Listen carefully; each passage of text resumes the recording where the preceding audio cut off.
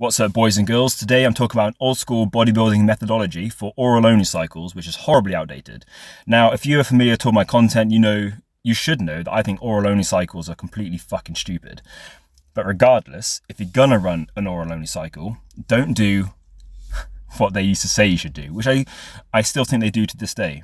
So get into it. I've chosen Epstein here as an example because when I was younger, this was a pro hormone I looked into running myself. I didn't do it, but I was considering it. And all the forum posts, all the articles I read about how to run this all said the same thing. Start 20 milligrams, go to 30, go to 40, stay at 40 for a week or two, and titrate down again. Maybe go to 60 if you're being edgy. The idea behind this was that as you decrease your overall androgenic load, your suppression of your natural testosterone would decrease, therefore accelerating your PTC recovery and getting your natural testosterone back to where it was.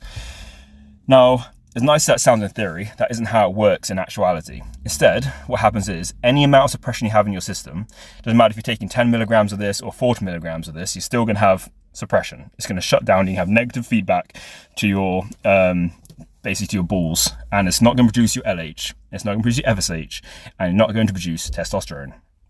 So all you're really doing is prolonging the cycle, giving yourself less androgenic load, and reducing your gains for no specific reason. Instead, have a slower gradient on your increase, because I like titration, just not the other way around. So start on 10 milligrams, stick there until you start to plateau. Then bring it to 20 milligrams. Stay there until you start to plateau.